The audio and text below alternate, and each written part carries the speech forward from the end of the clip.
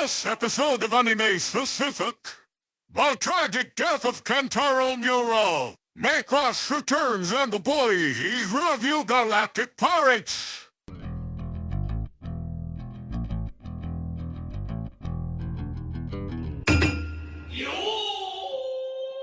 This is the last straw Anime Specific. I've suffered through your ranting. I've suffered through your slow monthly update. Worst podcast ever.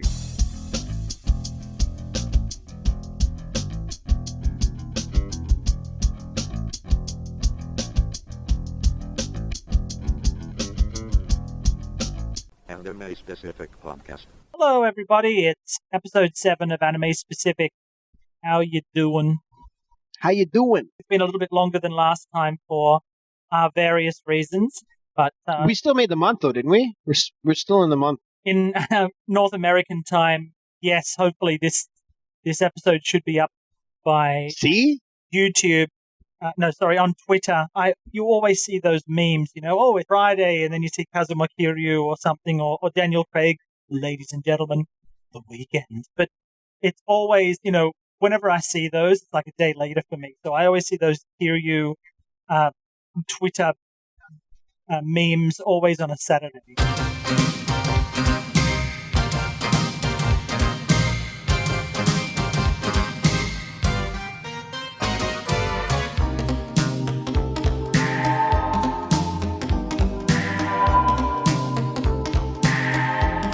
Yeah, so featured fan subs. First of all, a while ago, I mentioned the show Wingman, Dream Fighter Yes. Wingman, which was really popular in France, and it's a Tatsunoko show.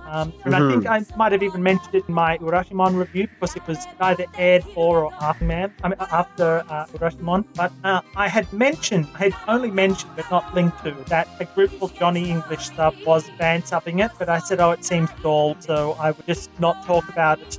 I didn't want to get anybody's hopes up, but in the interim, another episode did drop, actually cool. a few days after. So it's just that, I think it's just one guy or a very small group. So You should email him, man. Email him. yeah, well, he's also doing UFO robot Grendizer. Grendizer.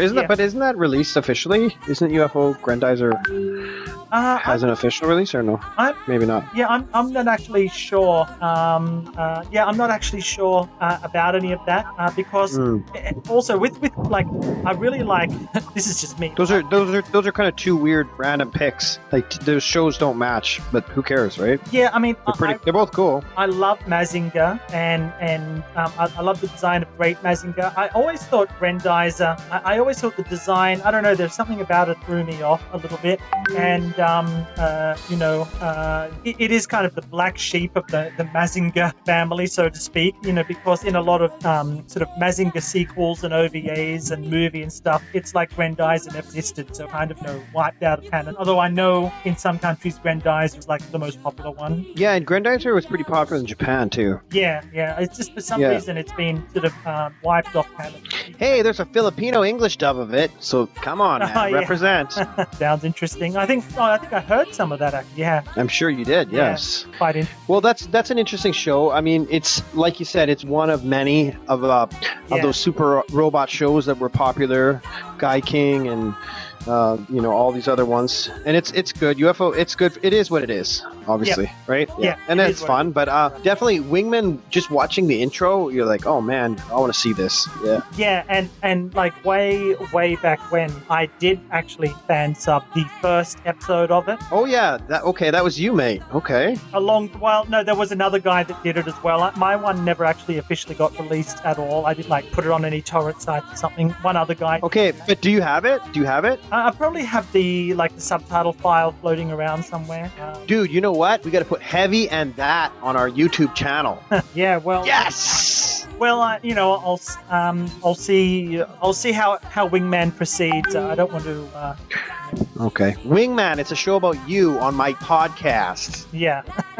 No, actually, I'm definitely the wingman on this one. Oh man.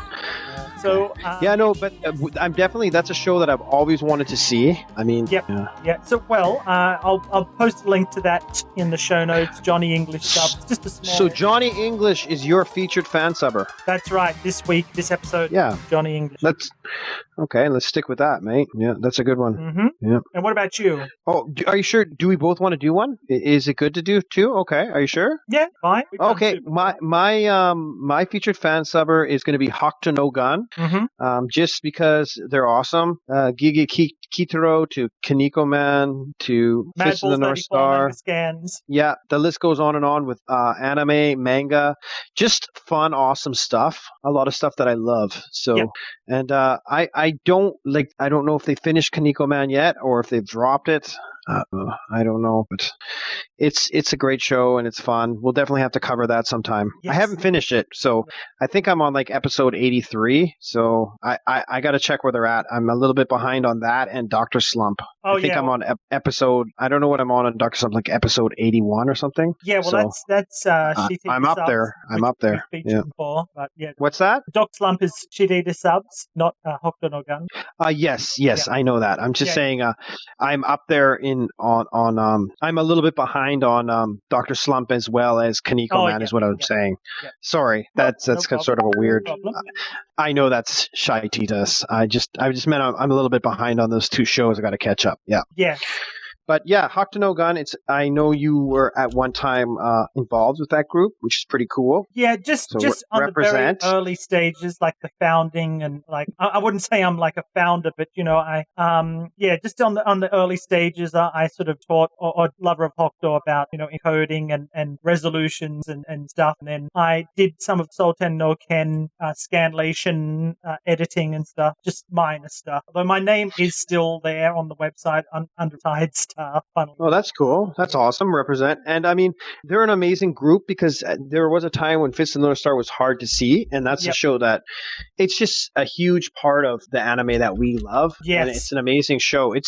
There's not many shows that I've watched 4 times in a row, especially at that length. But I have watched Fist of the North Star in its entirety 4 times. And I don't know, something about it. I love the feel of it. It's Yep. fun. I like the style of it. I like the music. The animation isn't always the best, but it's just fun. It's just a great show. It's not always the best, but on special episodes, a very special episode. Yeah. They really ramp it up. So Oh man, and you just can't beat the original. It's just like it's epic. Yep. Like it's super melodramatic and it's just an epic show and without Hokuto no Ken, we wouldn't have had those. Who knows if it would have been ever released. I mean, I think the fan subs really helped grow its popularity with the hardcore anime fans, and what a Yeah. show that is, man. We're definitely going to have to cover. One of my favorites, man. Fist of the North Star is one of those shows so good. I love it. Yeah. Yeah. It's definitely one of my favorites of all time. No, I mean, for me too. I mean, and it's such a juggernaut to really, I mean, it's like reviewing Star Wars or something, it's Oh yeah, we're definitely gonna go there. We're definitely gonna step it up and do some epic shows. Definitely, the Galaxy Expresses, the Fist of the North Stars. Yeah, Yep. for sure. But yeah, definitely Hokuto no Gun. It's just a lot of fun stuff. And how about Kaneko Man? Have you watched any Kaneko Man? yes, and I've seen some of the comic as well, and I've also seen it like Cantonese on TV here. It was very popular here in the 80s. And a friend of the show, Brendan, actually knows the mangaka quite well and has, gone drinking with him and stuff. So, When are we gonna get that guy on this show? Can we get that guy on this podcast? yeah, I've discussed it with him. He's extremely busy. It was his Gotcha. birthday is the day after mine, so he's literally one day younger than me. So and it was my birthday 3 days ago. Oh man, happy birthday, man. I'm sorry. So yeah, Hokuto no Gun. Yep. It's definitely our fan subber of the week. Yep. Thank you. Hokuto no Gun, and of course I will put the link to both Johnny English subs and Hokuto no Gun in the show notes at our website animespecific.blogspot.com. And don't forget, please email us at anispecific@gmail.com. We're or leave a comment either in at our website, through email, through the YouTube. We got a pretty interesting discussion on Zambot 3 in the YouTube section at the moment, and I will definitely check out Zambot 3. That was in response to my discussion on Daitan 3. And I have to go check that out. I didn't know that. I'm gonna have to check that out. Yeah, well, if you listen to Geek Nights, Scott from Geek Nights was also listening to watching Bolt V, which is really popular in the Philippines. They're going to have a live action movie soon that looks. Yes, and you know what, Scott definitely has good taste in anime. Yes. He's one of the very few people who've watched all of Galaxy Express like me, so respect. Yes. I listen to Geek Nights too. Yeah. I mean, some people have a Leiji Matsumoto gene. You know, they're totally attuned to that sort of thing.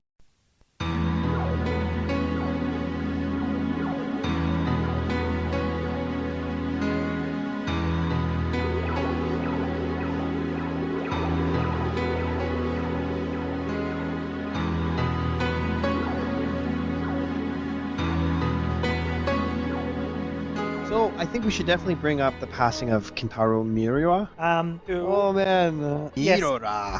Kentaro Miura, of course, needs no introduction. It's been discussed on CNN, and it's made world news. Of course, Berserk is just that huge of a property. I mean, it's really one of those things that you couldn't necessarily call it an anime or a manga property. That's too limiting a term. There's a certain audience, a certain anime/manga audience, but Berserk was a thing onto itself. It was a hot seller across the world. Dark Horse Comics, for example, it was always been its top seller. And this is Dark Horse that makes stuff like Hellboy, and they had the Aliens, Predator Lice, all those things. But Berserk, which they licensed, was always their top seller. And I think the thing about Berserk is there is anime fans, but it's an epic fantasy, so there's fantasy fans. Yeah. So it's in the genre of anime and manga, but also it's reaching out to those fantasy fans. Maybe those D&D fans or any sort of high fantasy fans, and it's always been special for me too. I've always loved Berserk. Just visually, it's amazing. The story was epic. Yeah. I mean, it has its flaws. It's really drawn out. I mean, it could have been wrapped up years ago, but I love everything about Berserk, and it's just amazing. Like the art and just the style and the epicness of the story. Yeah.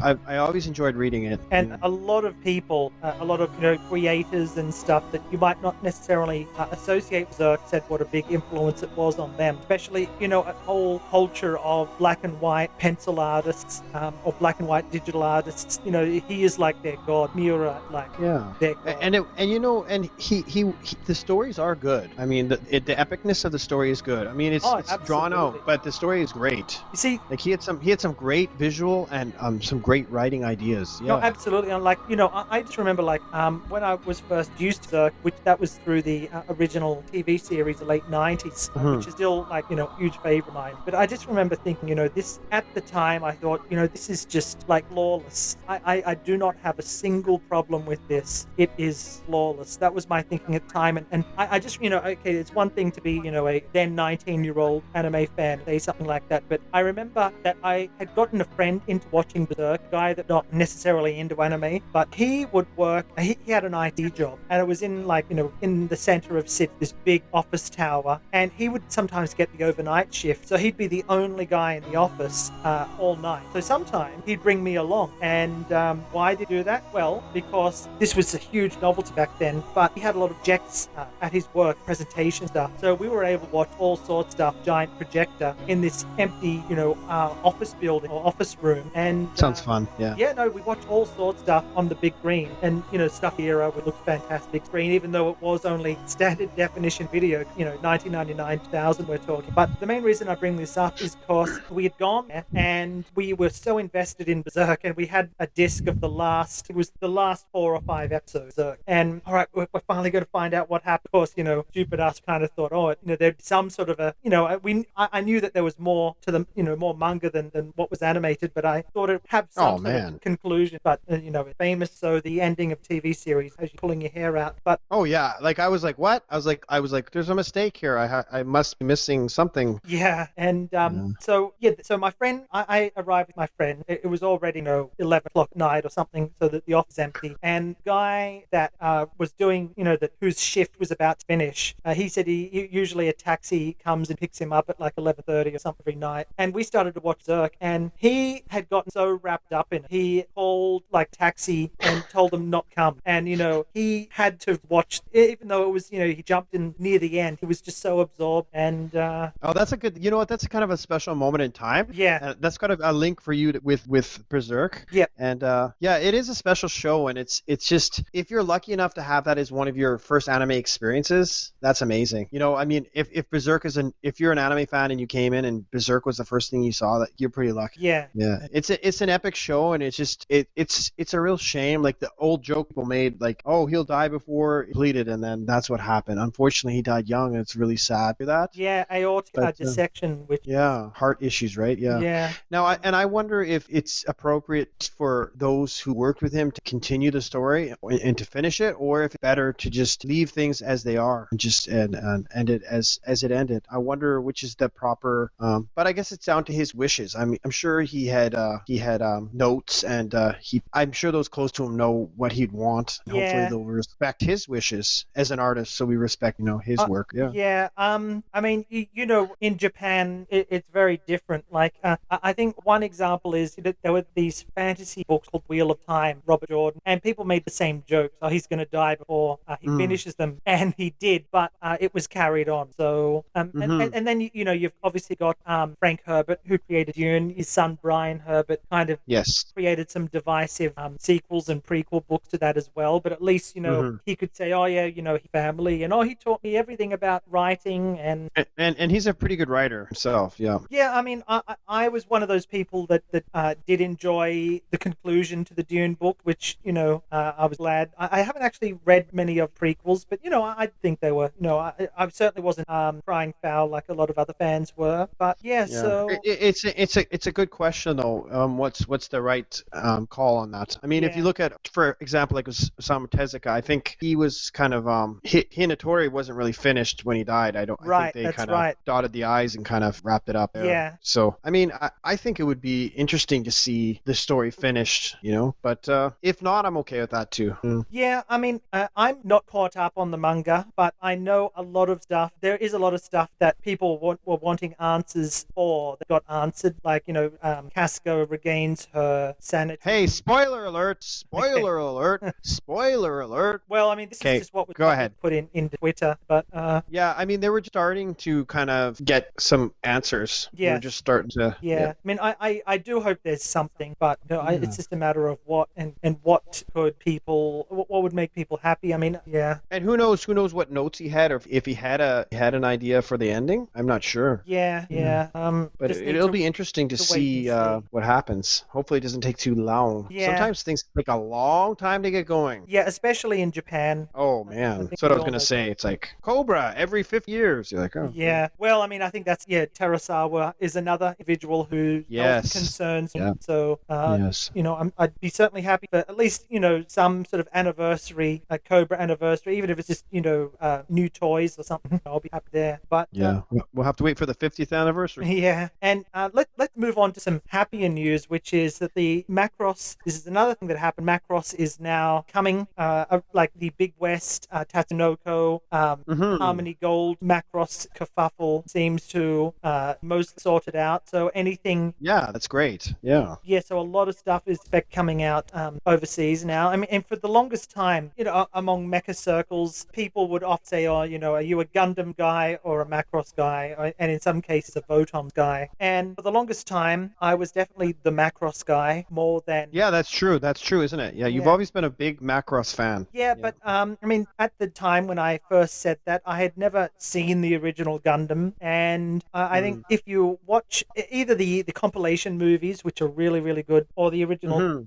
Mobile Suit Gundam series, it puts all the sequels into a better context. And Oh yeah, it's my favorite Gundam, and my favorite Macross is the original. yeah, Like, I mean, and I was the series and then the movie. Do you remember Love? That's what I like. That's where my Macross starts and ends. That's Yeah. really what I like. I Yeah. love Macross Plus though.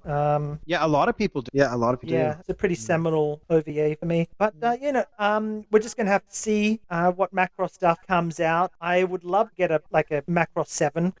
I was the guy that watched Macross 7 religiously, really enjoyed it. Yeah, that's right. And I remember, did you did a review for Macro 7 on Oh, that's Anime right, Pacific, and it was right? not a very good one. So you guys can check it out at animepacific.blogspot.com. But I think I made a few mistakes in that, and Well, we'll take a look back. We'll definitely take a look at Macross. Yep. For me, if you're someone who really if you feel some nostalgia for like that realm of anime, oh, I mean, absolutely. Macross is so satisfying on that level. I mean, just Yeah. the colors, the mecha action, just the way that the characters are drawn, the singing. It's great. I love Macross. When you don't watch Macross for years and years, you go back and you're like, yes, Yeah. this is why I'm an anime fan. And Macross is a special show. I mean, some people don't like the singing and this and that, but I love it. I really love the original Macross. It's Yep. so nice. It's so nice. Yeah, and they released Flashback, Macross Flashback. Was it 2012? Yeah. Which is as has already been said, is the least accessible.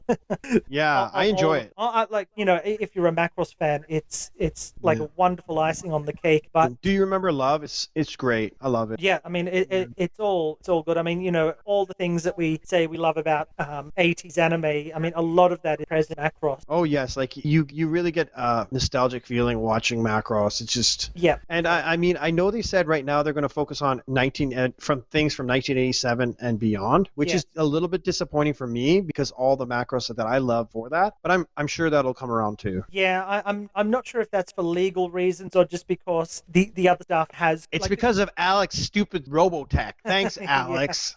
Well, because there was an Animego released the original Macross series, and Mari Jima, who voiced Minmay in the Japanese version, went on to voice her in the English version, which is the first Yeah. time. Those were expensive discs. But it's first time a was Japanese VA tremendous. voiced the Yeah. same character in both Japanese. So, Yeah, that is cool. That is really cool. yeah, But Macross is definitely a special show. Yep. And just hopefully this will bring in some new fans to appreciate how great Macross is. And I haven't watched the new show. Delta, Did you see? Neither have I, Yeah. funnily enough. I think because I told myself I wanted to rewatch the Finished whole thing. Frontier. I finished Frontier, and I loved Frontier as well. I was heavily into Frontier. Well, what do you say? We should you know what? We should definitely let's do a heavy Macross show, man. Let's hit them up. Yeah. Let's take a look at the original. Let's Frontier, and then we'll watch the new show. Let's do it, man. We'll do it in 3 shows, man. Yeah. And Macross 7, I guess. Yeah. Well, Macross 7 is obviously that one is 49 episodes. The Great Divider. Yeah. No, I love Macross 7. Macross Frontier, great. Macross Delta, I don't know anything. Well, you know what we should do? We should watch the original Macross and then watch the brand new show. And back to back, and we should do a review. I'd be willing to do that if you are. Yeah, sure. All right. I'm always happy Macross. And then on our 10th episode, we're going to have Alex return to the show, and we're going to talk about Robotech.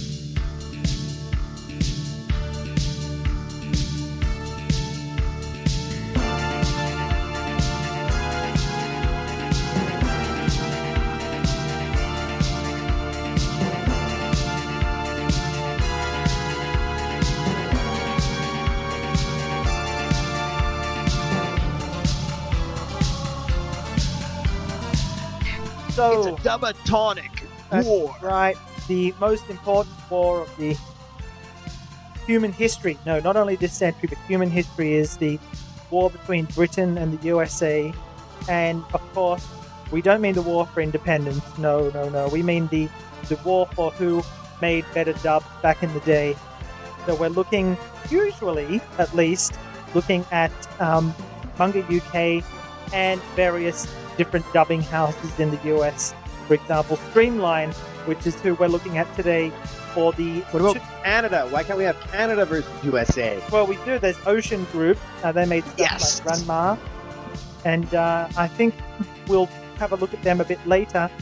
But because we're looking at Wicked City today, the classic Yoshiaki Kawajiri OVA that recently got a really, really, really good Blu-ray release, which featured both the original not you, sorry, in through my lens, the original English dub from Manga UK and the streamlined dub. So let's listen to the first. This time I won't tell you. I mean, you'll probably Don't tell me. Let's guess. You're quite familiar with The Queen's English? Yes, mate. and you'll all right. So I'm going to play. I'll be the judge. I'll tell you which is the Americano and which one is the English. Okay. Here you are, Tacky. I have to admit, I lost that bet. I never thought I'd be paying out. Well, we all get it wrong now and again. You know, I've been doing this shit for a long time, but I never come across a girl with such high morals as Kiniko. She always refused. No one got to go home with her. But I guess you turned her on, you lucky bastard. Thanks for this. I like a guy who pays his debts. She's taking her time, though. God knows what women get up to in there. Okay, that was a long one, a 30-second clip. So do you know which one that was? Was that the Streamline or the Manga UK one? Let me hear both of them, and then I will tell you. Okay. I believe that was Manga UK, but I don't want to say yet. Ain't that right, Cat? All right, let's listen to the next one. Same segment, different dub. Here you go, Taki. What's that for? Our bet on Kaneko. I lost. Oh, right. You misjudged, that's all. Yeah, well, let me tell you something. I've been tending bar a lot of years, and I sure as hell never seen a woman harder to get up close to than that one. I suppose when it comes to women, you're the maestro. Thanks. Think I've got time for another one? Yeah, you might have. I think she's taking up residence or something. Well, that was more classy. That was a classy one. Yeah, that's right. And so I think therein you've just revealed the answer. That one that you just listened to, the second one was Streamline. Yeah, the Streamline. That's right. I knew right away. I knew it. Very good. Yeah. Classic. Manga UK. They produced some of the best dubs, like literally some of the best dubs, like the Patlabor 2 dub I think is a masterpiece. But on the other hand, they always have awesome, like, Eastern United States, like New Jersey, like, what are you talking about? Yeah, I mean, and that's the thing, this guy, Michael Bakewell, was officially in charge of all the Manga, like he was the dubbing director for Manga UK. But they also like Canadians trying to speak American. Often they are. A lot of them. I knew it. A lot of like Canadian expatriates living in the UK would dub in their voice. Like maybe they're stage actors or just actors living in the UK, and also sort of UK people putting on an American accent. Usually, quite often you can tell. But the dubbing director, Michael Bakewell, is kind of interesting because he's this old school BBC gentleman, and he was also a television producer. But if you've ever heard like the 1981 Lord of the Rings radio series, he was responsible for adapting that. No, is that good? I would like to hear that. Yeah, I mean, it's for some people, it's the seminal version of that. Oh, really? Yeah. I wonder if I could find that on YouTube or something. Oh, you definitely would. The BBC are very good at preservation. BBC, and it's from 1981? Yes. Okay, I'm going to check that out. But, yeah, and then, he had this, at the time, in like the 60s, he had this scandalous gay affair. SpaghettiOs. Yeah, but I mean, he's still around. But interestingly, he sort of moved into sort of Manga UK. He's Manga UK's dubbing director, and I think he didn't necessarily have that. I guess, for lack of a better term, the cultural literacy. So the way he adapted stuff was from very much a point of view of a British man, not trying to think from the Japanese perspective or anything like that. So, and one thing that you notice a lot in Manga UK dubs that kind of annoy me is these accents. You know, they would put in these really strange accents, and I think Demon City Shinjuku was a good example because, you know, why howdy, I'm a cook from Osaka. You know, it's it's just the wildly inappropriate accent, and not to Classic. mention in Demon City Shinjuku, there's a character that's actually, you know, like he's got the voice of like a 12-year-old kid on the cusp of puberty, except in the English dub, he's Mexican. You know. I know, it's Hombre, crazy. Careful of the demons, hombre. You know, and I'm doing a better Mexican accent that was in that dub. And although there's not 2 dubs of that, I'll definitely have to. Maybe when we run out of manga and US dubs, we'll just focus on individual dubs that are memorable for good and bad reasons.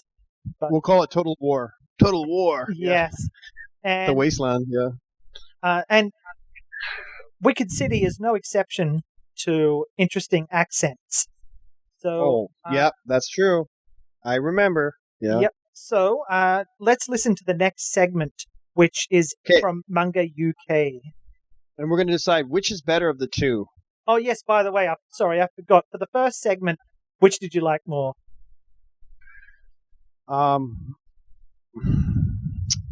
For me, because I'm a Canadian, I'm a little bit shy and maybe a little proper. Yep. I'm going to go with the Streamline. Okay. Like Tibet. All right. Somehow, I don't know. So, Streamline wins round 1. Very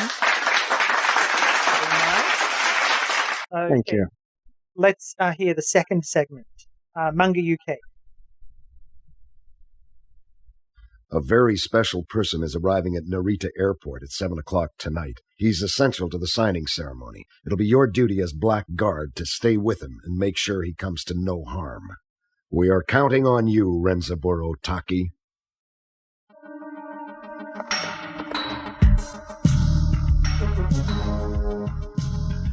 Blackguard.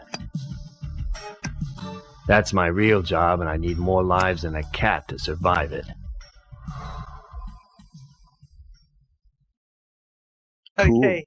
Yeah, that's the introduction of, or narrative introduction to Renzaburo Taki. Or He sounds, the guy talking sounded like Harley Race. I don't know if you know wrestling, but he sounded like Harley Race. Well, Do you know who Harley Race is? I've got no idea, I'm afraid. It's kind of a Kansas City accent. The King Harley okay. Race, sort of a tough guy. Yeah. I'm sure you'll get my point. Your assignment is to meet a certain person. He's coming into Narita tonight at 7 o'clock for the ceremony tomorrow. I'm putting you in charge of guarding him. Get him there safely and on time. The radicals will think twice about attacking him with a black guard around.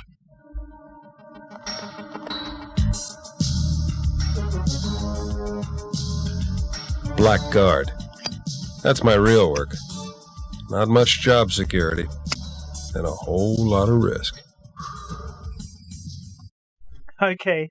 So Can that be our new theme song? Can the Blackguard music be our new music theme song for our podcast? It's amazing. yeah, it is a very cool soundtrack, very 80s, which of course Wicked City is in droves. So which one do you think was better in this case? Well, honestly, for me, I'm actually going to go with the Manga UK this time. Okay, great. Yeah. I do like the Manga UK one. Yeah, it just had better flow. Yep. You know, the way he's talking is more realistic. Mm-hmm. Yeah. I just enjoyed it more. Okay, well that's good. Well, okay, so of course, Wicked City being the very touching, tender love story that it is nothing without female love interest, which is Maki. So this is the introduction of Maki, who makes quite an impression if you've seen Wicked City. So let's listen to the Manga UK dub where Maki is introduced. There's no need for me to ask who you are. Thanks for the help. I heard you were the best, but it would appear that I was mistaken. Allow me to introduce myself. I am Renzaburo Taki, age 25, height 180 centimeters, weight 65 kilos, blood type AB, officially a salesman for a medium-sized electrical goods manufacturer, salary 230,000 yen per month, unmarried, no children. That's very good. And how about you? I'd love to hear all your vital statistics. Mackie. That's my only name. No relatives, no husband, no children. Officially a fashion model, but small time. Some say it's because I have an attitude, but I don't get a lot of work. It's their loss, then. You are really something special. Disgustingly perfect, I'd say. Okay, sorry, I did pause it for a second there. Disgustingly then remembered perfect. I had more to the segment. So yeah, what do you think? I mean, obviously, I'd like to hear your vital statistics. That's certainly interesting. But I like the UK dub actress of Maki. She's kind of, she's got sass. Yeah, she's got sass, and she, a little bit confident, a little bit of a snobbish confidence there, but kind of in a good way. So let's see how Streamline holds up. Yeah, I mean, and I think again, whatever we think about the quality of the acting notwithstanding, it's interesting to see the changes to the script as well. Oh yeah, I love Dub Wars. It's fun. So let's see how Streamline does. Well, for a new partner, your timing's good. Thanks for my life. I'm told you're a brilliant fighter, but the facts speak a little differently. Pity. Can't say you haven't got an opinion. My name is Taki Renzaburo, 28 years old. Height, 6 feet, 1.5 inches. Weight, 176. Blood type AB. Official cover, electrical equipment salesman. Salary, $2,400 a month. No wife, no children. Very impressive. Not bad. How about some of your measurements, or is that prying? Makie.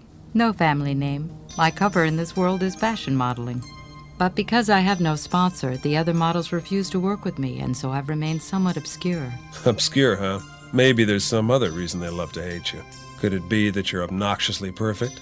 Thanks. I suppose I should be flattered. Yeah, quite different, right? Oh yeah. Disgustingly beautiful, obnoxiously perfect. Yeah. For the male actor, I like the Streamline, but this is all about the ladies, and definitely, I can't believe I'm going to say this, but I'm going with the UK again. Okay. I'm going with the UK. Yeah, I do like the UK Mackie as well. Can't believe it. The American one sounds a little too old, a little too motherly, Yeah, and just her Candace, how do you say that word? Cadence. I'm sorry, I can't speak English. I'm bilingual. I'm from Canada. Okay, I'm sorry. The cadence of her, it's almost like she's reading. I don't know. Yeah, definitely UK, man. I thought this is going to be Streamlined all the way. I was a little bit biased. Yeah, but seriously, yeah, I got to give it to the UK dub. Renzaburo, Sonny, would you like to play some cribbage? I'm exaggerating how old she sounds, but she doesn't sound like she's in her 20s is what I'm trying to say. Yeah, her voice is too mature, too deep. Yep. And UK baby, UK this time. Okay, so far we are 2 for UK, 1 for US. Let's see, we still have a few left. This is one of the longer dub segments, I should let everyone know, because this is one interesting dub. Now you might remember there's a very memorable character in Wicked City called Giuseppe Myatt, Dr. Giuseppe Myatt. How could I ever forget? Yeah, and of course, if you know, we discussed the eras of Yoshiaki Kawajiri, but one thing that's been quite consistent is that there's always been sort of a heroic male lead, and this deceptively powerful little old man. It's kind of weird. Had the little sprightly old man. He starts off being perverted and all weak. Yeah. Oh, can I see you? Yeah, it's weird. Ninja Scroll, of course, and Demon City Shinjuku also had a little bearded old man. So I mean, but Michael Reynolds, who is still alive, he'll be 100 in. He's holy shit. Well, no, actually, 1929. So he's in his 90s. So he is Giuseppe. He is Giuseppe. That blew me away because I hadn't heard the he's turned into Giuseppe now. Yeah. But he is the American dub of Giuseppe Myatt. But in the manga UK dub, it's somebody different, and they give him, as I was just saying, Michael Bakewell loves to give his characters different accents, although in the case of Giuseppe Myatt, it's justified.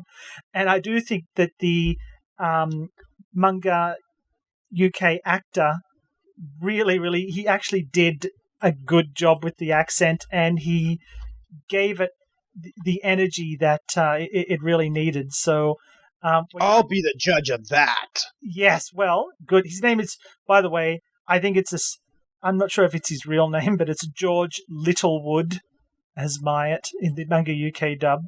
But Perfect. I don't know name if for that's a Giuseppe. pun or something like that, but let's listen to the introduction to Dr. Giuseppe Myatt. And this is UK. Manga UK. I know you'll like it. Look here. It's called the Free Love Massage Parlor. Let's get on down there. No! Dr. Mayart, tonight you are forbidden to leave this room. And that's in order. You're a bastard, spoil sport. Okay, so that was the... That's crazy. Yeah. Obviously by the name, Giuseppe Myatt is supposed to be Italian, but he almost sounds like James Hong in Big Trouble in Little China. I was going to say that. He sounds like, you can tell the actor is English because his accent comes out a little bit once in a while. Mm-hmm. Yeah. Yep. But he sounds Chinese. Yeah. Yeah. One dub that we'll have to feature is the Manga UK Crying Freeman dub, which, oh Freeman, that is one of the ones that would not hold up very well today. But so classic. So now let's compare with the Streamline dub, which their Giuseppe is also very interesting but very different to the Manga UK one. So. Yeah, let's check it out. Mr. Reynolds.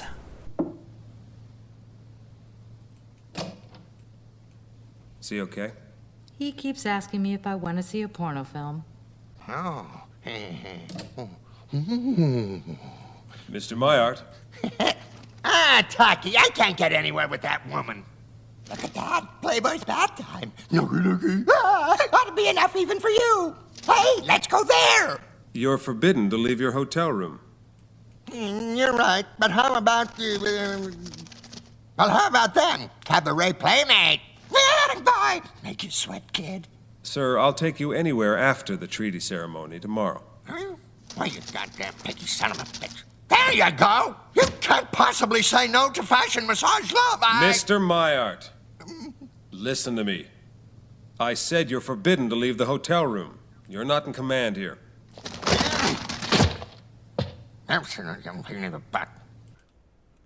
Okay, again, really, the whole scene sort of plays along quite differently because of, the accent, dialogue change, the script changes and whatnot. So, what do you think? I mean, Michael Reynolds is obviously a very accomplished voice actor. Oh, yeah. I mean, that voice right away, you know who it is. It brings back a lot of memories. Yes. And honestly, for me, I really I got to go with the Streamline this time, honestly. Okay. I'm going Streamline. All right. I do have an affection for the Manga UK Dr. Giuseppe Myatt, but this war is decided by you, not by me.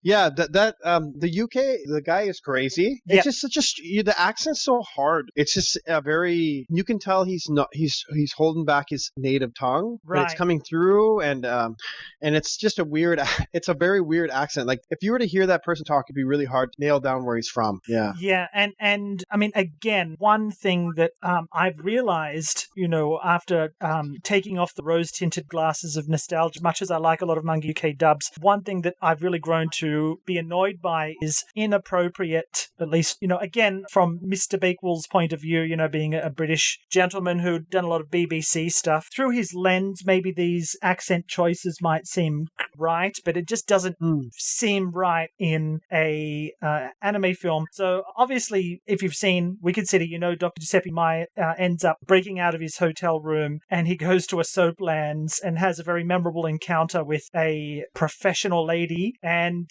get a load of amazing scene. Yes, and get a load of the accent of this lady in the Manga UK dub. All right, so I'm going to play that right now. Oh yeah. Don't stop. More. It's even better than I expected it to be. This is what I've been longing for. I'm so pleased you're enjoying yourself, Grandpa. I'm also having lots of fun.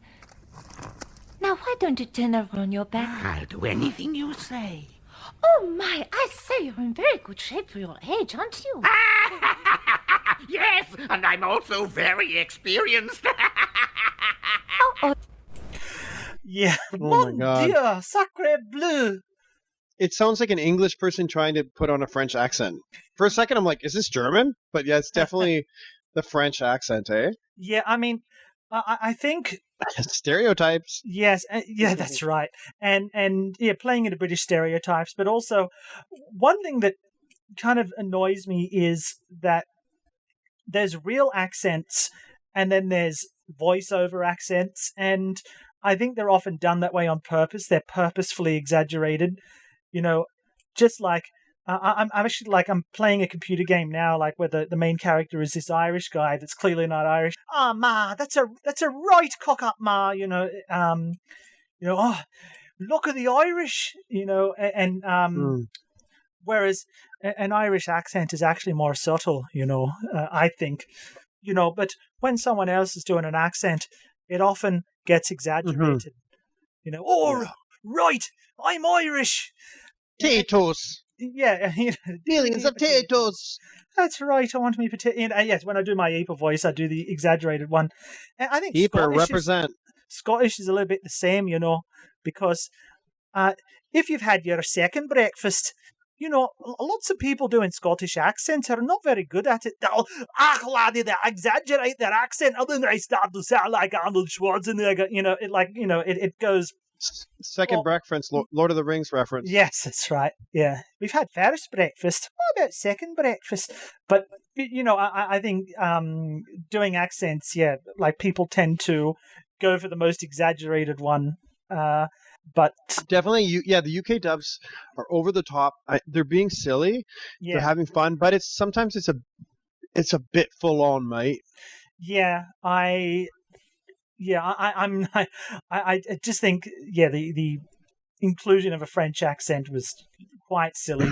So let's listen to the. I used to date a French girl, so represent. Sacre bleu.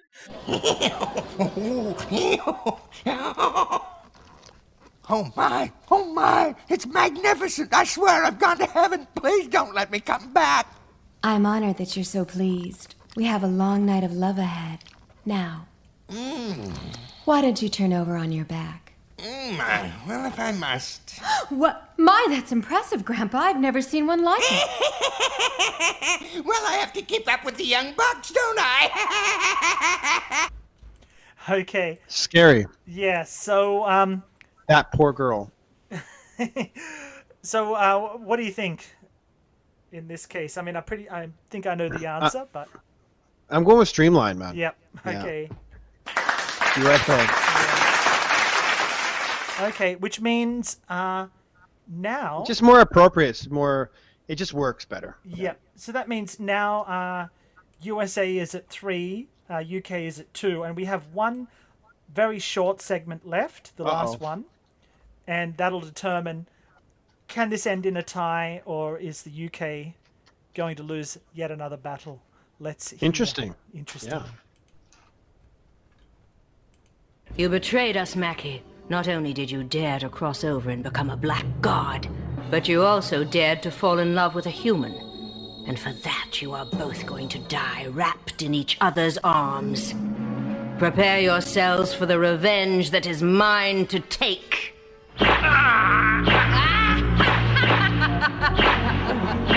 You wanted to love a human? Well, let me demonstrate what... Oh, sorry, I started to play the other one. Okay, so... Very vile. She's full of anger. Yes. Good emotion. I like how she just let herself be English. She's like, now that it's hateful, we can be English. Yes! Yeah, well, that's the interesting thing. For the manga UK dub, all the people from the demon realm retain their British accents, basically. Hey, they're following the tradition of Star Wars. All bad guys have English accents. Yes, I guess, despite being a UK dub there, obviously most of the characters have American accents and whatnot, so they also subscribe to those stereotypes, so that's quite interesting. Yeah, that's funny, eh? Yeah, I mean, also the main bad guy, that is, you're a traitor, is very British. But it's better because obviously they're English, so Yes. she has a lot of emotion. Sounds good. Yes. Well, so let's see now. USA. USA. Love a human? Well, let me demonstrate what we do to those who betray our world. In a strange sort of way, I envy you because you're going to be able to die together with your love. I'm gonna rip your body into pieces so small you won't be able to find them. Okay. Oh man, this is tough. This is a close one. Yes, I thought it might be. Yeah, this is exciting. Oh man, this is tough. I like the dialogue from the Streamline better, but I like the emotion from the UK dub more. I'm going with England. Ooh, okay. Which means that this battle ended with a draw, or both sides killed each other. I don't know which, but she's like, "You become a black god." It's like, okay, all right, mate. Yep, and again, interesting. And maybe the performances shine even more because they don't need to put on an accent. So I mean, they're both pretty good. Yep. But I gotta be honest. I'm going with she sounds vile. Yeah, I understand. Well, okay. Well, that ends the Wicked City dub compare. Next time we are actually a tie. Would you say I think a tie is appropriate because they're both pretty? I do think so. Yes. I have a lot of nostalgia for the Manga UK dub. The thing that really annoyed me was the French accent, but I mean that scene is just it's not a major terrible character. So and of course we had Streamline over here. Yes, that's right. Yeah. So next time is going to be a very one-sided battle. I'll warn you in advance. Next episode we're going to look at the two different dubs for Zeorama. We'll see about that. Zeorama. You'll get that when you hear the episode, but an amazing show. Yes. I'm a huge fan. And hopefully I can read the manga in time because I would like to discuss that. I've actually read some of the manga, which is very different. But yes. All right. Speaking of source material or diverging source material, let's go into our review of The Enemies, the Pirates, aka Galactic Pirates. Are you ready, Master Regan? AKA Galactic Pirates Cast's Feast. That's right. Yes. So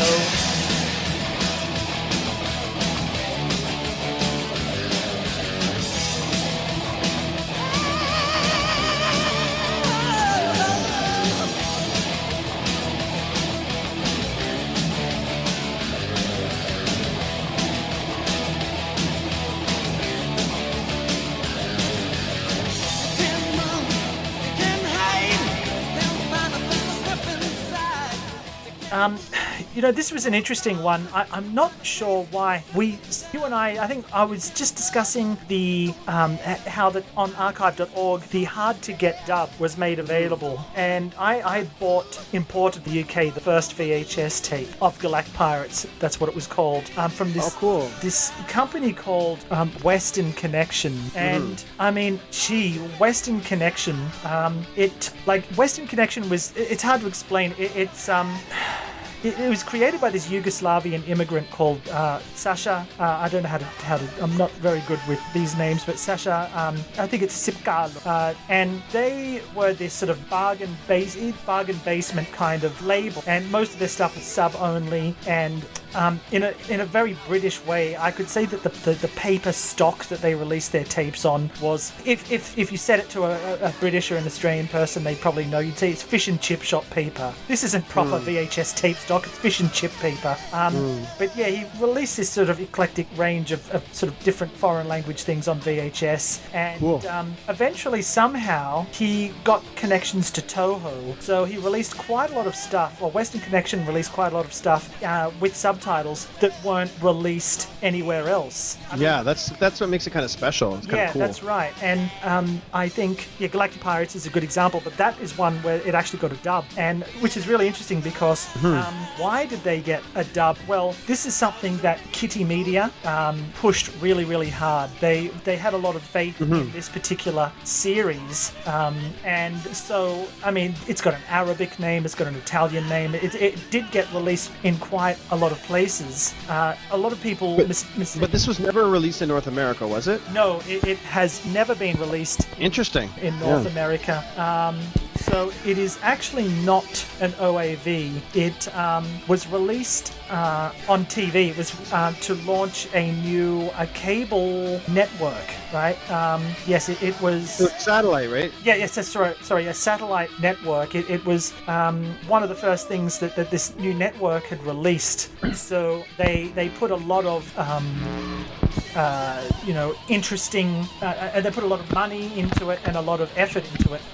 And because, unlike OVAs where you have a few months between each episodes, they released 6 episodes at once. So 2 episodes were done by different studios. They're ahead of the time, eh? Yes. All at once. Yeah. Netflix. So there are some slight differences between 2 episodes. The Western Connection version was released on 1 VHS for 2 episodes. And by the way, I mean, there was another label called Kiseki Video, right, that also commercially released stuff in English, and they tended to get the sort of the dregs, so to speak. And Kiseki also had an Australian branch, and they were almost criminal, like they were using old discarded tapes and recording OVAs over them. And the reason I bring this up is just because, Kiseki was this sort of cheapo label, but one thing that they did was that they knew that infamy could generate sales.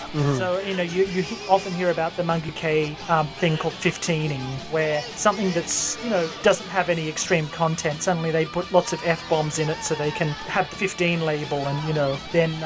definitely sign of the times, yeah. Well, I mean, Galactic Pirates and Western Connection did one even more extreme, because this is a show with very little content that would be objectionable for kids to see. Very little. But they, in fact, the first episode was actually a 15 by the British Film Classification Board, but the other 2 tapes were just PG. But Western Connection stuck a giant 18 sticker on it. You actually had to look deep inside, like look at the actual tape, open up the box and see the tape to see the proper rating. But they just wanted to say, oh, it's 18 and over, adults only, which it definitely sign of the times. Yeah, how they used to think of Japan animation. Yeah. And I mean, it's based upon a series of books, 2 of which I said at the start. Chohei Kobayashi, who won the Seiyun Award multiple times, which is the Japanese Nebula Award,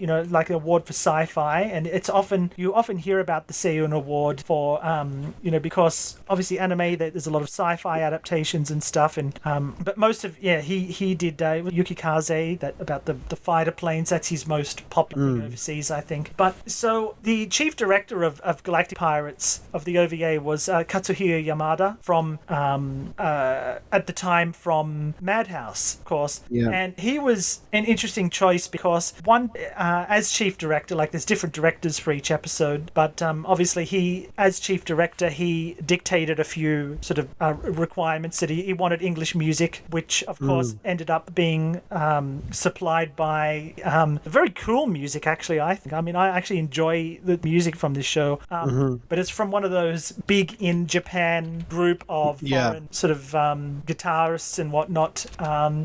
Air Pavilion. That's right. Yes, Air Pavilion. So that was one of the things he dictated. He wanted sort of the music is fun. Yeah. And I mean, I think Yamada was chosen because obviously Kawajiri became known as someone in Madhouse who was very attuned to what international tastes would be, but Yamada got his work at Topcraft. Like, he did a lot of stuff on Thundercats, Pirates of Dark Water, and the Rankin and Bass stuff like Flight of Dragons, which I love, The Hobbit. Oh yeah, that's right.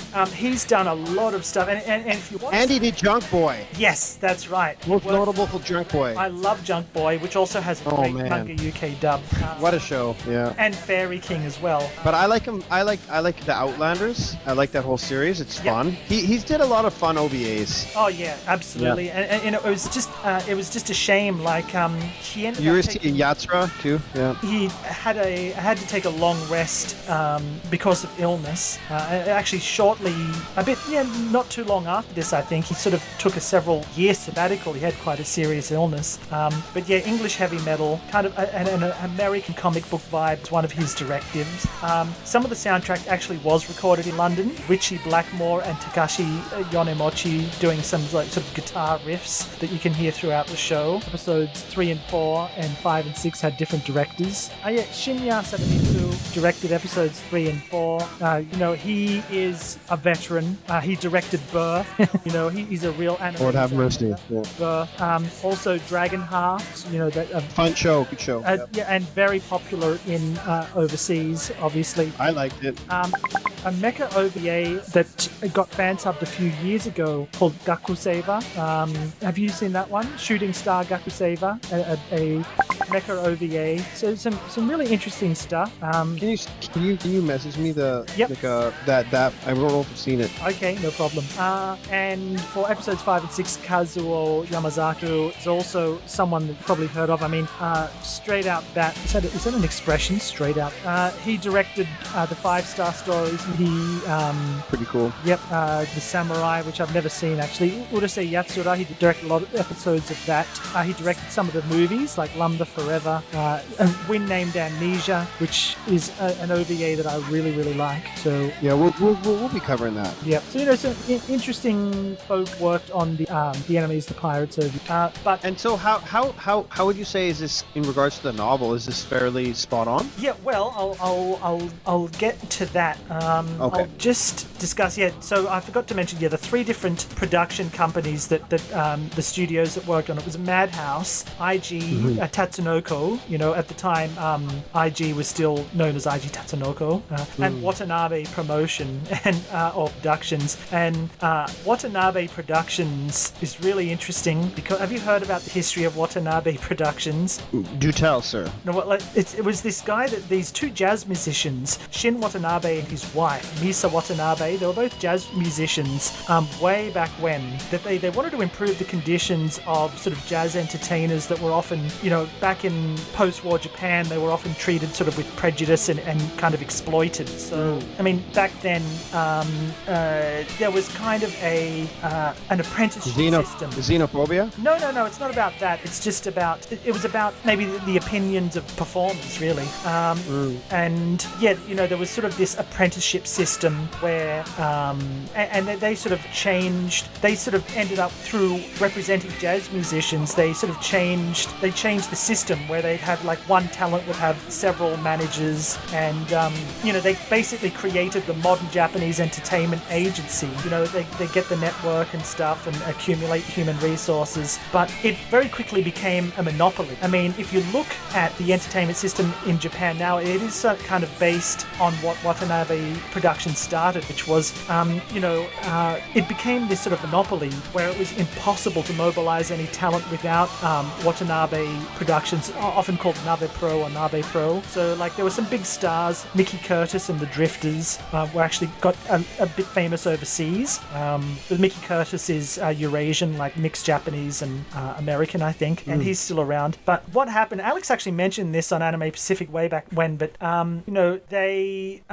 they allowed independents, or they would allow groups to sort of create new offshoots, but Watanabe Productions always had to have a 51% stake, right? Nice. So, but the thing is, you hear about, Tom Cruise got $20 million for this movie, he negotiated, $15 million for this movie, and maybe his manager gets a cut. But in the Japanese entertainment system, like, there's a seniority-based monthly salary. So even, like, let's say some veteran who just appears occasionally, they get a lot more than the hot, popular young singers. And that's weird. Well, they argue that it was because they invested so much money into the success of those singers and that the singers would eventually kind of become independent, so that they needed to cover those costs. I mean, there was one of this group, the Three Sisters, and Yukari Ito, one of them. She tried to go independent, and basically Watanabe Productions just sabotaged and said they won't perform or cooperate with anyone who broadcasts in Yukari Ito, and so it created this snowball effect where suddenly independent singers were ostracized because they were just afraid of any repercussions from Navepro. So, and there's all sorts of things like associations with gangsters and all sorts of things, but they were very much on the way out, and that's a total aside, but I thought it was very interesting. Yeah, interesting. But anyway, look, sorry for that ranting, but yeah, so I mean, Galactic Pirates is based on a series of books. I read the first book, and I've almost finished the second book, which this OVA is based on. So, I mean, I have a question for you. So in the end credits, when they're showing those graphics, are those the graphics drawn by Amino in the novels? Well, yeah, one thing that I've found with this property is that a lot of anime fans like us are quite bewildered by it. Justin Savakis put it in the buried trash thing. He didn't say it was bad, he just said it just seemed like an oddity that was not particularly memorable. This series is something that cat people, like the big fans of it in Japan now, are cat people, not necessarily sci-fi fans. But Yoshitaka Amano designed the covers for the books, and there are some illustrations. And the actual are those the illustrations they show in the end credits? No, the end credits were done by the character designer, but they were done to be more in like a style. Yeah, more like his style, and in what the Japanese would call American comic book style. Oh, okay, I get it. Yeah. So for okay, I was wondering about that, but okay, that's interesting. Yeah. But yes, I mean, the book itself is the first book is really it's quite interesting, and each book, it's not, you don't really necessarily need to read one to understand another. And did these do quite well in Japan? Is that why this was made into I know it's like quote unquote OVA? Yeah, the books some of the books did win the Seiyun Award, and this so that means they were quite popular. Yes, they were, and this was done quite closely to the release of the second book, which came out quite a few years after the first one. And do you know when the first book came out? Like, yeah, it was like are we talking 82 70s? No, it's like 82 or 84 or something. Okay, so it's fairly compact. I mean, the animation with the novel themselves. Yeah, and they're all light novels. They're very brisk reads. So, I mean, the first novel, in a nutshell, Teki wa Kaizoku Dehumanized. The Dehumanized edition is a 2010 revision of the original story, which I think was like 82 or 84. I think it's 84. And it starts off in this sort of seedy bar where this beautiful lady with blue skin called Shafafina is looking for someone who can help her. She sees someone called Luck Jubilee, who is a character in the animated series as well.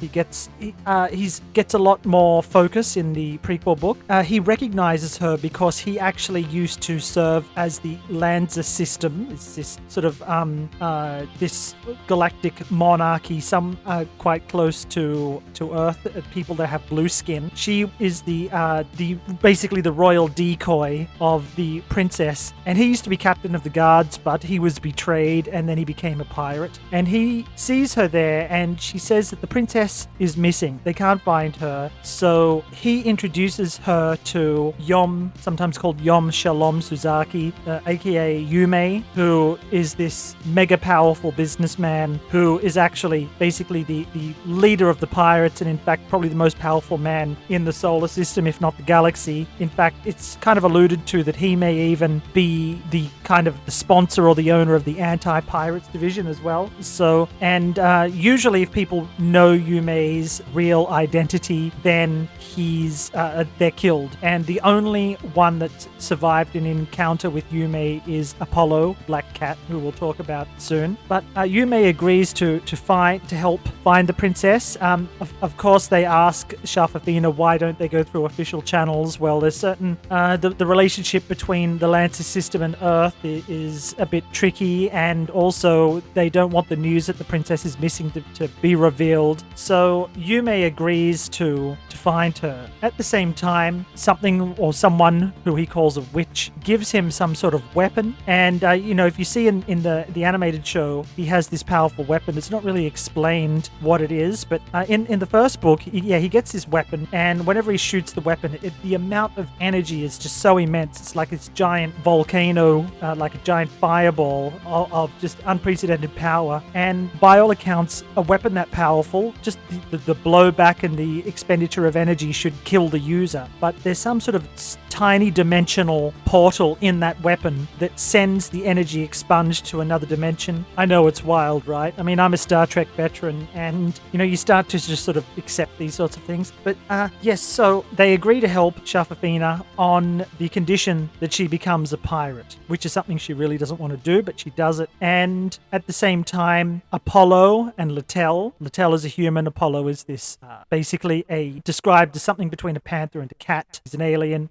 Littell is a human, and there's not any great physical descriptions in the book, so obviously the character designers in the anime had more leeway. But yeah, Littell was basically a space gypsy or a caravaneer whose caravan got attacked by pirates. His whole family was killed, and he just swore to kill every last pirate that he ever met. He's kind of cursed in love. He fell in love with the lady who turned out to be a pirate, and he killed her. The book, whilst very comical, of course, it touches on darker stuff than what the anime does. But while they're on the trail of Yume, they all get sucked into a parallel dimension. And when they go to the parallel dimension, basically an angel approaches the ship, Rajendra, which is this basically a sentient super ship. And Yume has one called Kohl Duga. The translations are all over the place, but also an extremely powerful sentient ship. But an angel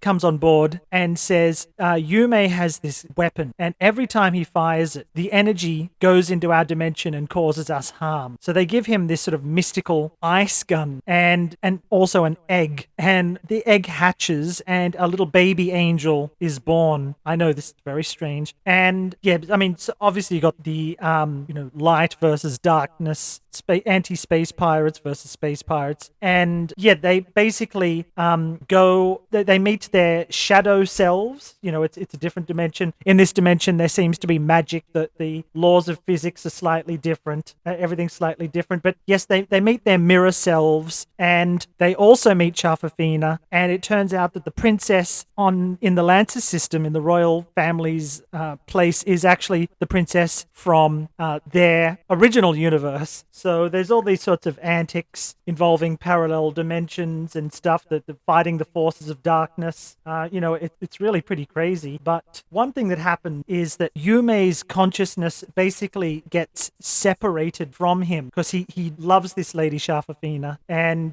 that's like the most powerful, pure emotion that he feels. But in order to be, this demon pirate, he needs to sort of get rid of much of his conscience as possible, and his conscience is sort of transported into this white cat. And you see him petting this cat in the anime, and it's never really given any explanation. But yeah, that cat is literally the embodiment of his conscience, and the cat also on occasion can talk. It's also kind of alluded to that the Yume at the end of the book is actually the shadow dimension Yume. So I mean, let's just say that when the new book starts, which the anime is based on, there's lots of little details that you might be able to appreciate if you've read books, although it's certainly not required. In fact, each book has subtle little differences and changes to continuity and whatnot. So, it's a very brisk light novel read. I think the first book, the Dehumanized edition, was around it was about maybe 190 or 200 pages. And the book that the anime is based on, Feast of Cats, is even shorter. It's like 180 page, very brisk read. By the way, that angel character also becomes a main character in the first book. Yeah, this angel character basically, her name is Messiah. Yes, Messiah. She grows up very, very quickly. She's a baby when, she hatches out of the egg, but by the end of the story, she's an adult, and she basically calls Littell Dad. And for some people, that's the MVP of the story. Anyway, sorry about that diversion. Let's continue talking about the actual show. And this came out in 1989, right? Yes, well, it literally brought the 80s to an end. Like, it came out on Christmas Day, and then on the 26th, on Boxing Day, 27, 28. Oh, interesting. Yeah, so Okay.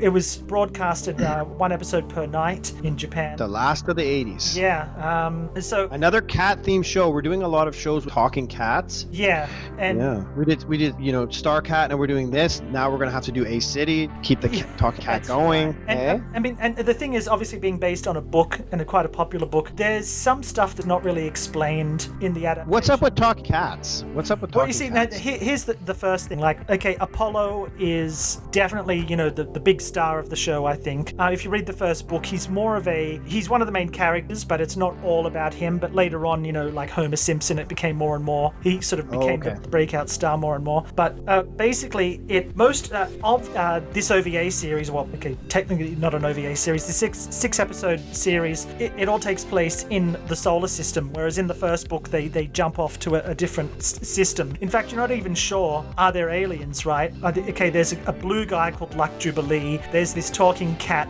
but are they actually aliens? They never really address that in the OVA, in the series, whereas in the book, yes, he is basically an alien cross between a panther and a cat. He is... Yeah. Well, they do reference that in the anime that he is... Yes, and... an alien.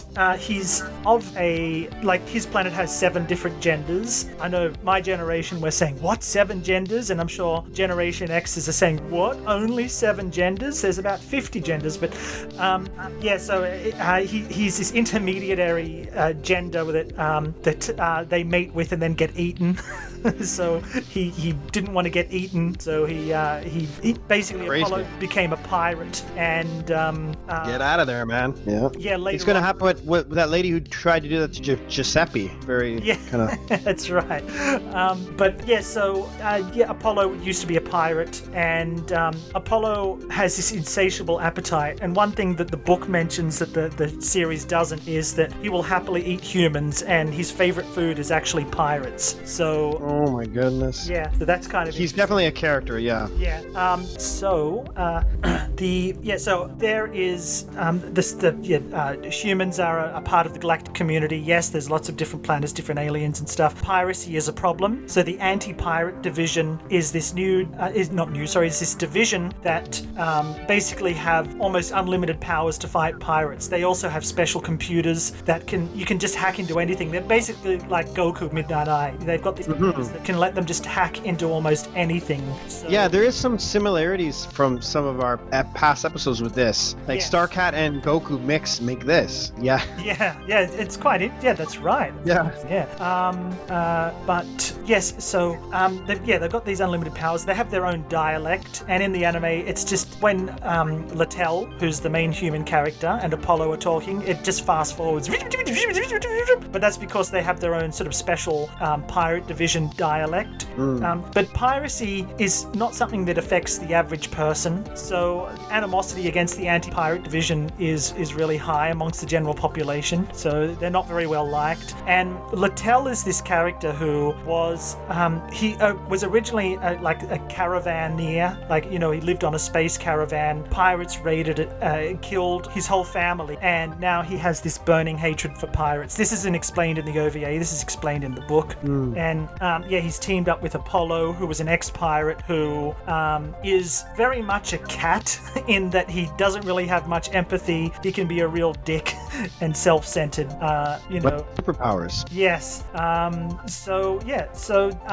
The Interceptor, that's right. They've got these special devices called Interceptors, so they can, pretty much hack anything. And the Interceptor can detect danger and actually shoot on behalf of that person, on behalf of the anti-pirate division. And basically, people just think the anti-pirate division is basically government-approved pirates. And so what we know is that there's this king of the pirates that's called Yume, right? He's the main villain, not only in the series but also in the books, and he is basically this businessman who no one really knows his real identity. The only person, they say that if you meet Yume, you're already dead. And Apollo, as is mentioned in the prequel book, Apollo is the only one that's ever actually managed to encounter him and survive. And I think that's part of the reason Apollo became a galactic officer, and Littell, again, obsessed with killing every single pirate. I already also cursed in love. He had a lover, and this is not mentioned, this is mentioned but not shown in the prequel book, that he had a lover that turned out to be a pirate and he killed her.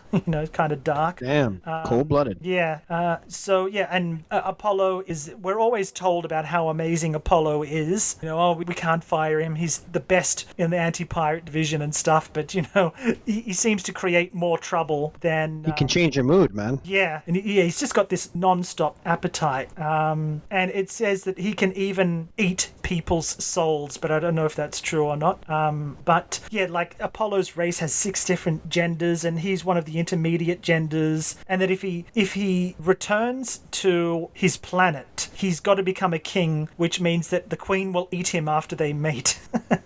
So really, really strange stuff. But anyway, we're introduced to Yume, who is this pirate king who is actually this super powerful businessman, and he might actually control the anti-pirate division as well. He's got his hand in all the pies. And then there's this character called Luck Jubilee, who's just depicted as this blue guy, and I think that's probably the character that the anime sort of shafts the most, because he's got a big backstory, and prequel story actually deals with him quite a bit. But did you enjoy the book yourself? I really like the first book. Was actually a revision of the original book. It's called the Dehumanized edition. But and that's just about Littell and Apollo. They're going after Yume, who has this ship called Khal Durga, which is actually the best ship in the solar system. It was built by the Navy, and he infected it with this virus and took over. It's like this sentient ship. And Littell and Apollo in the anime and in the books have this ship called Regenda, which is sometimes comic relief, but it's also a sentient, a super sentient ship. And but in the book, they go to an alternate dimension, and they go to the Lanza star system, which that's where Luck Jubilee is from. That's why he's blue. He's actually an alien from the Lanza star system. He was the princess's royal guard and was betrayed, and that's how he became a pirate. So and in the book he's described as basically this a blue gorilla, but it's quite the character design, just giving him this skull and crossbones t-shirt and a mohawk, it seemed a bit lazy for me. And there are all sorts of changes. Looking at the second book, it follows the start of the OVA. The first 2 episodes, it almost follows the book verbatim. There's a female character, Marsha M. McGregor, who is a potential love interest in the OVA, but she's not depicted like that in the book. Actually, in the book, she's kind of plump like a marshmallow. Lovely. So it's very different. Yeah. So. And how is the dialogue in the book?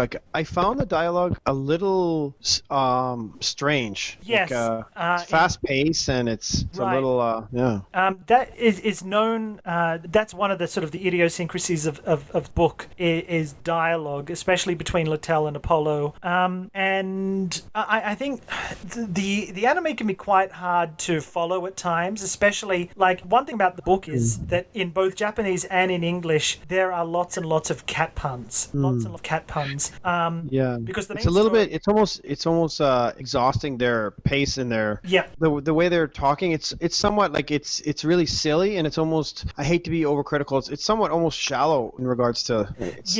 I mean, again, a lot of these. It was the biggest disappointment for me, but again, this is English, Japanese to English, Yeah, I mean, and speaking of English, I'd mentioned that Western Connection, Kitty, I think the French parent company or a French child company of Kitty Media actually paid to have it dubbed UK, and I think the dub has made this kind of infamous in and of itself. Apollo is a black cat, so let's just listen to this little part of the dub. Oh, cool. Hey, Littell, these ships won't fly. What a ripoff! Ripoff? Still no reason to send a bomb to the maker, stupid cat.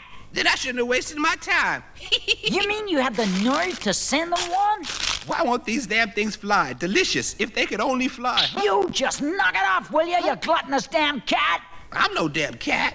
How would you like it if I zapped your ass? Look at the bones and see if you're really a cat, damn you. Yo, man, light me up. You silly shit, you just don't care, do you? Tell me why I put up with you. You're nothing but trouble. Give me a light. Sure. Thanks. Since I've been stuck with you, nothing goes right anymore. Every girl I move on dumps my ass, you know that? You've been riding on the edge since you went for that cute bookkeeper's muff and couldn't get laid. Couldn't get laid? You got ass couldn't make the skin seed. Your sex is all safe and you don't get none. I'll kill your rotten ass. Okay. Oh man, I love it though. I can see what you're saying. Like it's like, oh god, hey, like they made Apollo this sort of jive talking, you know. I do enjoy the cat. I do enjoy that character. Oh, like I do. It's funny, but I could see it's politically probably wouldn't be correct. Well, you see, the thing But is, it is interesting. a lot of Americans heard this dub, you know, years after the fact, and you know, the outrage machine started to churn a little bit. However, one thing that I have to make everyone aware of is that have you ever seen Red Dwarf? You know, the British sci-fi sitcom? Yeah. Yep. Well, the one very popular character in that is called Black Cat, and it's played by, you know, a black actor who's, you know, hey man, you know, just like that. Oh, And yeah. I think they were going for the Red Dwarf homage.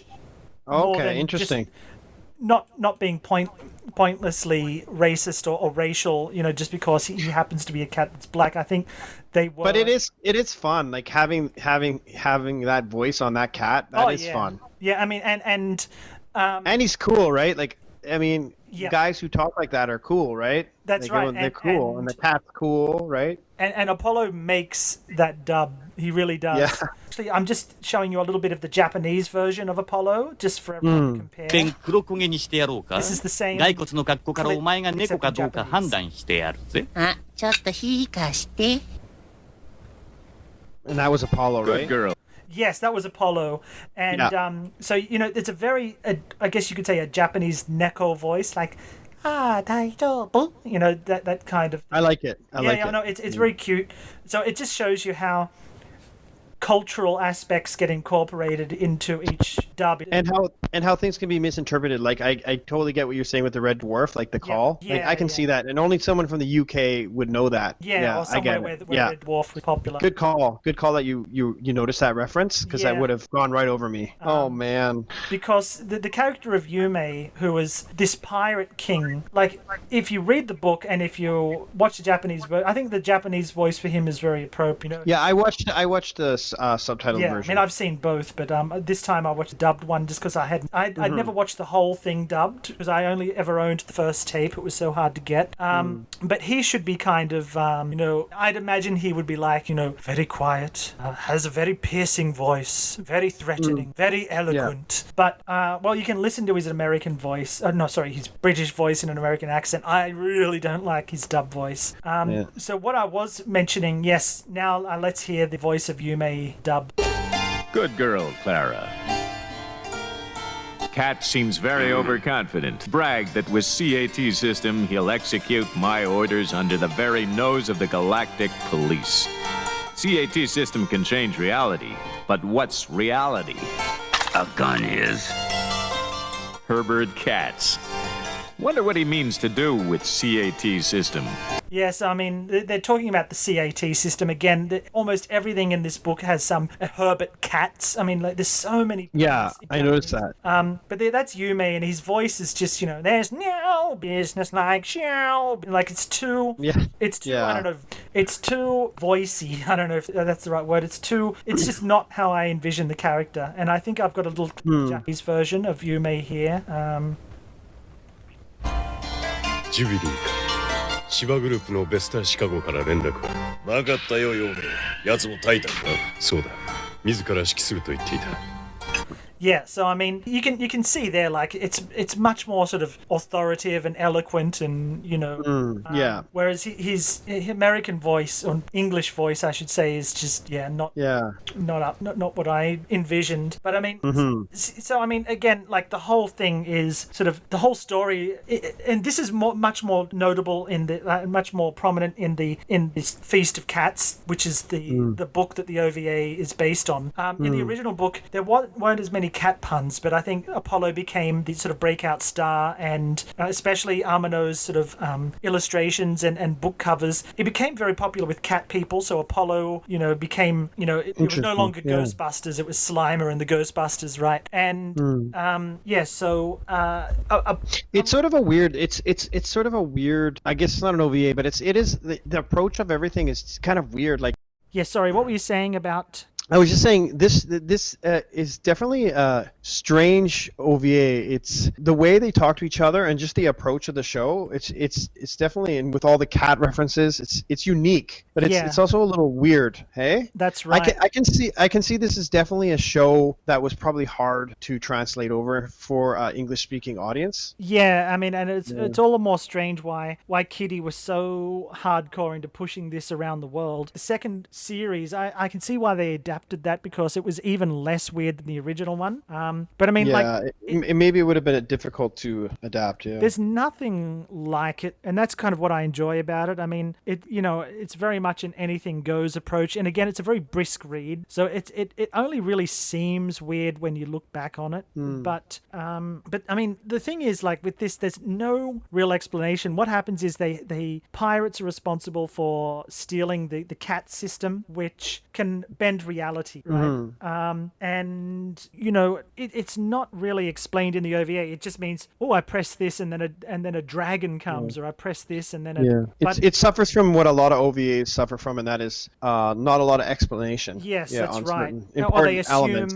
They assume the book isn't that much better with an explanation, although one little difference is that the computer needs matter to interact with, like it's like the fabricators in Star Trek in a way. So you can't just create something out of thin air. There needs to be matter there. And yet they steal the cat system from a movie studio. It turns out that this is like a highly banned thing, because obviously why does a movie studio have it? Okay, if you want a giant Godzilla, you just need to imagine one and a Godzilla will come.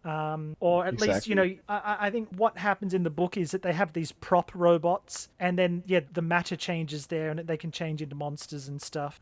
That's same in the OVA. They're robots. Yeah, right. Yeah, and so they have a big firefight with the other thing, by the way, about Apollo is that he has these Jedi powers basically, which again in the first book they're alluded to, but not really used much. In the second book, it's talked about a lot. He can freeze minds. He can freeze emotions. He can change your emotions. Yeah, and then freeze them. So like if you're usually a scaredy cat, he can make you really aggressive and freeze that, and then you're constantly aggressive. So obviously Chief Buster, who is a bigger character in the book, he's like the chief of the Galactic Division who taught Littell.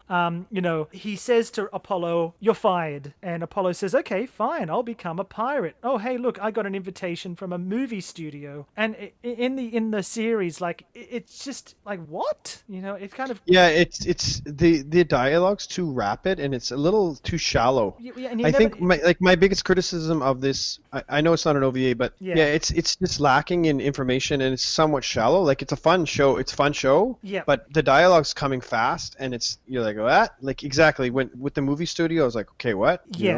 And I mean, again, the books at least give a cursory explanation. Like what it happens in the book is that the director gets kidnapped by pirates and they use the cat system for their own ends. And the director, the pirates are monitoring what the director is doing. The director's hooked up into this computer who was controlling the movie. He was making like big mechs and space monsters and stuff. But he wants to call out. He wants help from the pirate division, but he can't directly appeal to them. So what he does is, if Apollo is no longer a pirate, then he can lure the anti-pirate division there by requesting Apollo as an actor. If he's no longer if he ever quits being an anti-pirate detective, detective, then he can get a job as an actor. It's like that. Even then, it's not the best. It's a little explanation. But I mean, So and what happens is that the CAT system, the pirates want to test it on Mars, right? And because Mars, they can't do it on Earth because Earth is organic, whereas Mars is a terraformed planet, and Mars has this supercomputer in the core that's controlling the weather and stuff. Again, book only, not OVA. They don't mention this in the series. But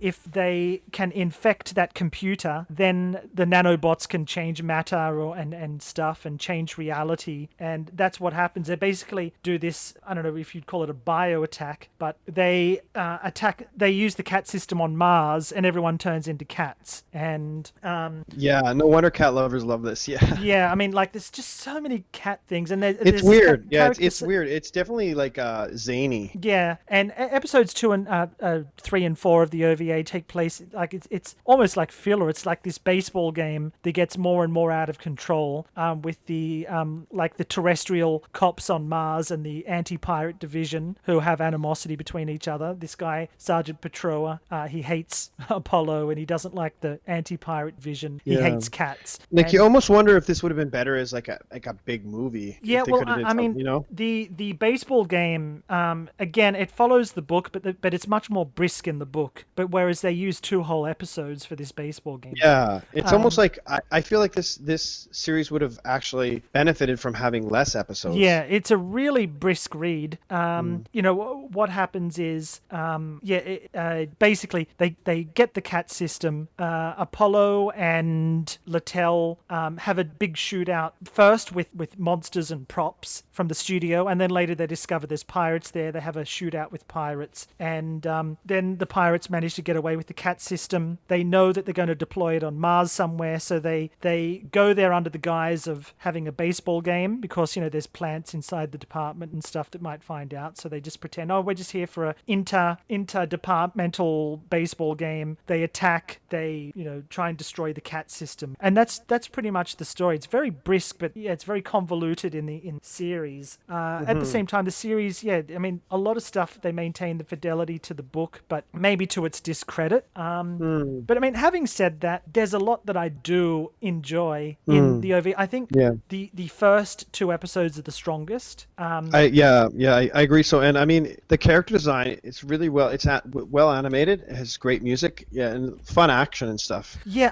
definitely a product of the 80s. Yes. Yeah, and the one reason I do like the first 2 episodes is, well, first of all, it's directed by Katsuhisa Yamada, who's the chief director. He directed these 2 at Madhouse, but the some of the animation is really, really good. They have a firefight at the end of the first episode, and it's not gory or bloody or anything, but the way they animate it is really good. Like, when someone gets shot, like let's say he gets shot in the shoulder, the way they kind of spin around and the fighting animation and stuff. It's really, really good. The gunfight animation in the first episode is really, really surprisingly good. And the junk food tree, I like that too. That was fun. Oh yeah, that is from the book. Yeah. And what they don't mention is that the first part of the series of the episode 1 actually takes place in like a church, because the churches are the only place where the anti-pirate division's interceptors don't work. So it can be, pirates can go there for sanctuary, but at the same time, people can go there because there's no digital noise. So that's so this was really definitely made for the fans of the novel. Yeah. So I mean, So I mean, that's something that other OVAs, another thing, they assumed you've read the manga. Yeah. Or so that is definitely, I will have to give it a criticism for that. Some of the writing, some of the dialogue is shallow, at least coming off in English, and not explained, and it's just odd pacing, like you said. It's almost like there's too many episodes here. Yeah. But I love the end credit music. I love the intro, and definitely the first 2 episodes are really well done. Yeah, it's fun. Yeah. Like, I found myself first being like, oh man, but then as it goes on, you're like, oh, you're sad when it's over. You're like, oh. Yeah. I mean, there was something about this show that compelled me to buy 2 books that are in a language I can barely read and read it. And what is it? What is it about the show that drew you in? It's just it has that feel of like a classic 80s. Yeah, I guess it literally brought the 80s to an end. And because by researching, I just noticed noticed that to this day there are some hardcore fans of this property. There's one guy that still does fan art, like he makes Apollo Christmas cards and all sorts of stuff. And there are some people that are just cat people, and this book is some sort of holy grail for cat people in Japan. It's really quite strange. And just that it's a light novel and it's something I can read. I mean, like I studied a degree in literature, and I used to have to read really, really heavy stuff, which I enjoyed. But you know, when you and I think places like Hong Kong and Japan can be high pressure societies, and you notice that a lot of Hong Kong comedies and Japanese comedies are really sort of stupid and zany, and I think that's a good sort of pressure release. And I think this is like, these books are the literary version of that. You know, it's a good brisk read. You don't have to go through too many mental gymnastics, and you know, you don't. It's just a bit of fun, but it's, you know, they do a you know, sci-fi fun really, and I think I'm going to end up reading the whole series because.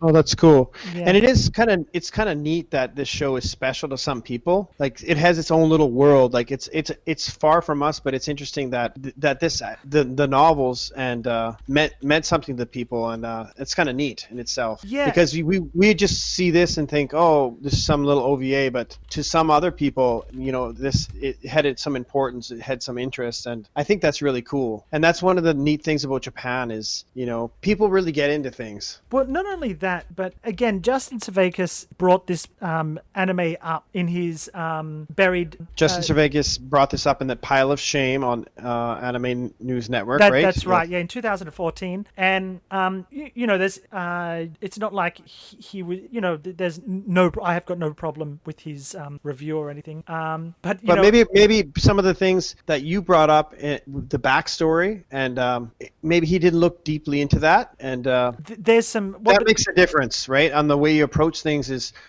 you know, people who have read the novels, who are fans of it, watching it, you're going to have a different approach, and even knowing about that kind of might give you a different attitude towards watching it. But in the talkback, a lot of people push back English speakers and have quite an affection for the show. It's interesting because, yeah, like in the forums for Anime News Networks, you know, they quote his review where he says, "While Apollo spends his time ignoring him while being a lazy, selfish piece of crap." And then the guy says, "Well, that sounds like a cat." Yeah. But and then someone else said, "I'm probably the only person who absolutely loves this one. Saw it back in the mid-2000s. I guess there's no room for old and jaded 80s fans these days. Also, I kind of wonder if the creators of Space Dandy didn't think about this show when they created the characters. I absolutely," and someone else said, "absolutely love this series. It had me in stitches. Legendra," that's this sentient ship, "is absolutely my favorite, especially when he was turned into a cat, the thing he hated most in the galaxy. Soundtrack is awesome." I can see why this is divided for people, but yeah, this definitely has some quality and charm. That's for sure.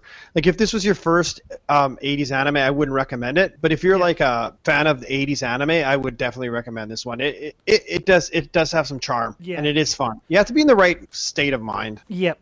You know, it's just, I think, again, like, maybe it left quite a deep impression on me because I'd only ever seen the first 2 episodes, which end on a really, really, well, first you get a really cool mech and an alien, a mecha and an alien, you know, when they fly in and they see the battle and it turns out it's just the director projecting his movie. But yeah, so that was kind of special in a way to have that memory and then to be able to go back and finish it. Yes. So I can see that, yeah. And the shootout at episode 1 is really, like, again, it's really well animated, and you know, it's something that I would freeze frame, and obviously now having a digital copy, it's easier to do, but you sort of freeze frame, like the way that the pirates sort of fly back when they get shot, the physics of the whole thing, it was really, really impressive. And yeah, episodes 3 and 4 detail a baseball game, and episodes 5 and 6 is when they turn on the cat system and turn, like, the whole city into cats, and it gets very, very sort of zany, so and tonally a little bit different from the first 2 episodes. So would you recommend this? Would you give it a strong recommend, or I would definitely say check out the first episode at least. Yeah, and appreciate what's special about it. Yeah, and, I mean, I can say this is a franchise that I am really getting into, but you know, that's not to say it's for everyone. It's not for everyone. And I mean, but this is the case often with OVAs. Is people are generally divided. Yeah. Like, I love a lot of shows that people think are crap. And people one thing, and I think maybe I'm totally wrong, but it seems Western fans tend to say, oh, that's completely impossible because, if he would have shot that laser at that trajectory, or like when I remember the review of the Highlander anime, I think it was Paul Chapman, he said, oh, what are the chances that he jumped from a plane and managed to land in a church? I'm like, well, it's fun fiction. Who gives a toss, I don't, this is an OVA, or not an OVA, a series where a sentient super ship gets turned into a cat ship, If you are so disturbed by the illogical nature of that, well, it's not going to be a show for you. But, and I can't in good conscience recommend the book to anyone that doesn't read Japanese because I am an alien myself and I'm willing to buy a book and then use Google Lens to translate each and every page and read it. I'm happy to do that. I enjoy doing that, but not everyone is an alien like me, Yeah, but I think it's cool that it's a show that you watched in the past, and now you're taking the time to rediscover new elements of something that was an interest to you in the past, and I think that's kind of special. Yeah, I mean, it is an award-winning series, and I've read about characters that come later on, so I'm actually excited to go past and beyond the OVA. Or I keep saying the OVA, but it's pointedly not an OVA. Basically. Yeah. And I think the nice thing about the show is it ended the 80s with the spirit of the 80s. The show Yes. definitely has a spirit of 80s anime, which really gives 80s anime its quality is, having fun, having something interesting, and that's what makes it special and unique in its own way. Yep, I agree. And again, like this, I think the dub will live on in infamy. Yeah, that will never be released officially. Yeah, in North America. And you can check our website. We do link to the dub in the dubs that Time got, but I would still recommend you watch subtitled fan sub version, which was actually done by the now defunct Exodores group, Anime Classic. I love the colors they use. Yeah, yes, classic. that's right. The yellow. I love the yellow. Yeah, I love it. Yep. And so also just because the soundtrack is really good and the audio, while the Western Connection dub is technically stereo, the sound wasn't as good. The music didn't really sort of pop out of the speakers for me, whereas with the subtitled version did. So, I wonder if they have an art book for this one. That'd be kind of. I've seen some some cells for sale. I've seen some cells for sale. This has had a Laserdisc release and a DVD release. It would not be insane to expect a Blu-ray release of this at some stage because it was moderately popular at the time, like the anime adaptation. So yeah. So yeah, it's an interesting project with an interesting backstory with some flaws, but what OVAs don't have their flaws. But overall, I think it's a fascinating little world to discover, and it's nice that there's some elements that if you take the time, you could discover deeper into the the story and why it has its fans. Yep. So that is my convoluted review, which I'm going to have to really, really edit. No, but I think you got some good stuff there. Yeah. And so I have one question: what do you like better? Do you like this, or did you like Starcat Full House, or this one better? Oh, that's a difficult one. That's a question for you, and then I'll answer that question. Okay. Do you which one did you like better of the two? Well, if I had one comment about Starcat Full House, I would say the actual cat and the alien. I expected something big would happen or some revelation would happen, and then the lizard alien, just sort of ends up dying. So yeah, that was a little bit of a letdown there. I agree. Yeah. It's really hard. Come on. I think I know the answer. Well, I think you like the Enemy of the Pirates better. I probably do, but that's nostalgia also talking, and the fact that I'm sort of deep in the books at the moment. So that's okay. Yeah, and I think I like Starcat Full House better, but it's not because of story reasons. It's just for the spirit of it. Yeah. It's so 80s and fun, and the animation is great. But I did enjoy this one too. Yeah. It was just an interesting production to have 3 different studios working on it at the same time, different directors, slight stylistic differences. I think you can kind of notice course, especially between episodes 4 and then episode 5, it's a different. Very good action scenes for the first 2 episodes, but it's not really an action series. And you know what I think that's good about our show is we're kind of bringing to light some of those sleepers, some of those shows that people have forgotten about or maybe didn't take the time to check out. Yeah. And maybe listening to this, maybe a few of them out there will give them a shot and find out that there is something special about these shows. Yeah, I mean, if you end up watching this because of us, then that's great. Let us know. If you've already seen it and you love it, let us know. If you hate it, let us know. No matter what, let us know. I mean, one of the things that I like... And if you forgot about it and now it's back in your life, let us know. That's right. If you can read Japanese and you've read the books, let us know. I'm one of the things I always enjoyed with Anime Pacific was when people would message and say, I checked out, whatever the show you mentioned on the last episode and I really liked it, or even I didn't like it, but here's why. That's fine. But I, just to bring, I think it's definitely an interesting one. Yeah, and it's cool. It's cool on our show. We're definitely talking about a lot of unique shows that some people have forgotten about, and we'll continue to do that. So, but definitely for me, this is a recommend. It's a unique. It's a recommend for certain people, but it's an interesting one. Yeah, it's definitely an interesting one, and I mean, and the birds don't really fly. No, why don't they fly, Littell?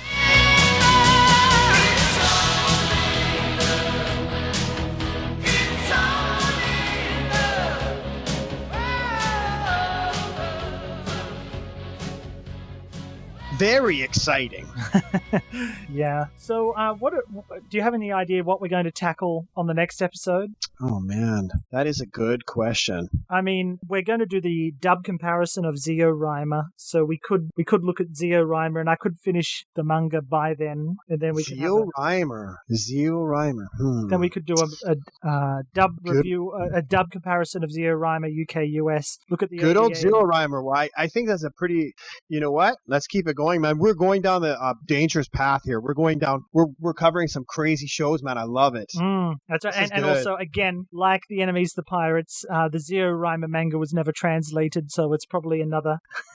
But it is very interesting because the differences between the ZeoRimer manga, from what I've read so far, I'm a few chapters in. It's really different from the OVA, in good and sometimes not so good Let's ways. do ZeoRimer. Yep. Okay. ZeoRimer it is. So, ladies and gentlemen, ZeoRimer. Very respectful audience today. And then did we say goodbye?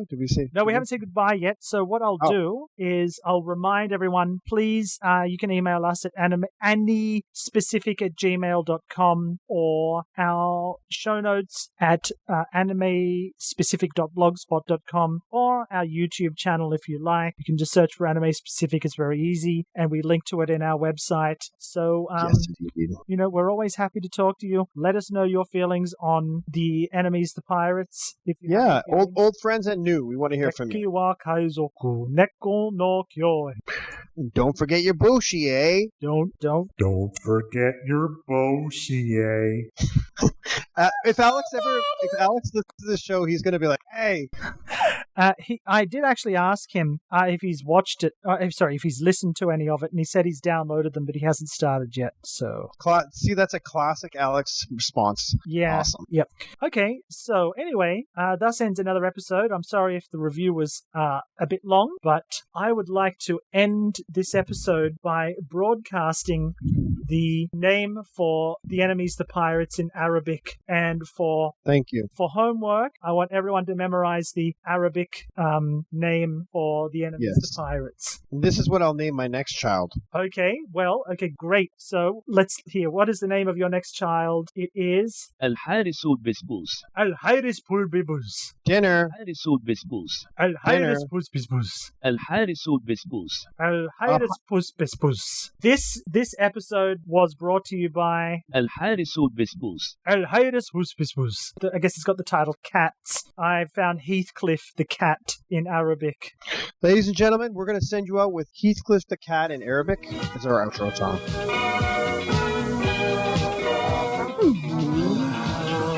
هذه هي صور العائلة القديمة. أيها الفئران، حان وقت التفتيش السنوي. الجميع إلى الخارج.